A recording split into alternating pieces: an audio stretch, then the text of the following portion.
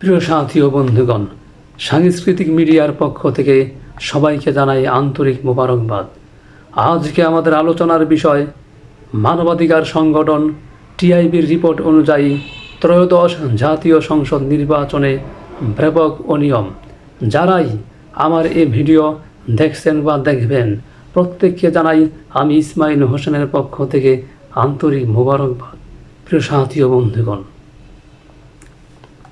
ভোটারদের কেন্দ্রে প্রবেশের বাধা 46.4%, জাল ভোট দিয়েছে 21.4%, ভোট গ্রহণের আগে ব্যালটে সিল দিয়েছে 14.3%, নির্বাচন পরবর্তী সহিংসতা 125টি, আচরণবিধি লঙ্ঘন 99% পদপ্রার্থীর।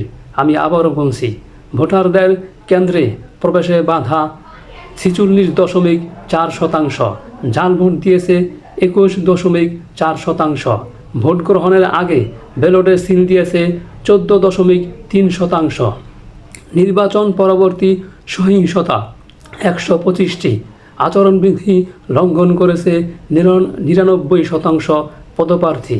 এই হলো আমাদের ত্রয়োদশ জাতীয় সংসদ নির্বাচনের হাল অবস্থা।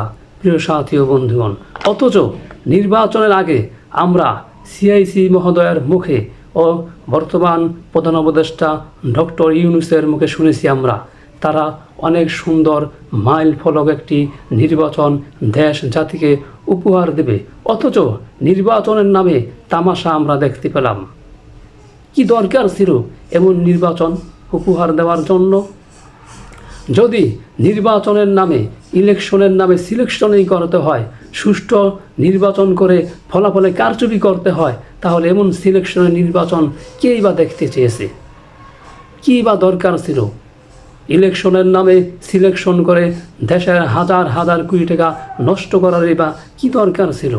বললেই তো চলতো, অমুকে পাস, অমুকে ফেল, অমুকে জয়, অমুকে পরাজয়। কি দরকার ছিল দেশের হাজার হাজার কোটি টাকা খরচ করে সিলেকশন করার? তাহলে বোঝা গেল সুষ্ঠু।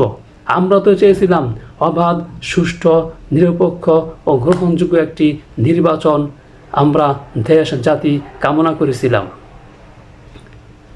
আর সেই প্রতিশ্রুতি সরকার রক্ষা করতে না পারায় বোঝা গেল বাংলাদেশের অনেক হেভিও প্রার্থী, বিশেষ করে বরিশালের 5 ও 6 আসনের পদপ্রার্থী ইসলামী আন্দোলন বাংলাদেশের সিনিয়র নাইবে আমির মুফতি ফয়জুল করিম ও ঢাকা 13 আসনের অন্যতম পদপ্রার্থী আল্লামা মামুনুল হককে সিলেকশনের মাধ্যমেই পরাজিত করা হয়েছে। আমরা এমন নির্বাচনকে কিভাবে দেশ জাতি গ্রহণ করবে?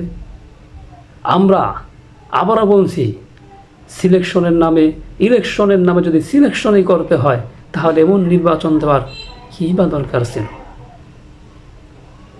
শুধু বলে দিলেই তো চলতো, অমুকে পাস, অমুকে ফেল, অমুকে জয়, অমুকে পরাজয়।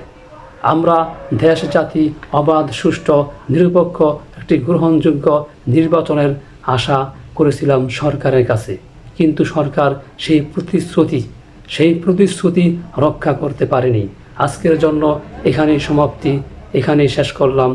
সঙ্গে থাকুন, ভালো থাকুন, সুস্থ থাকুন। আল্লাহ হাফেজ।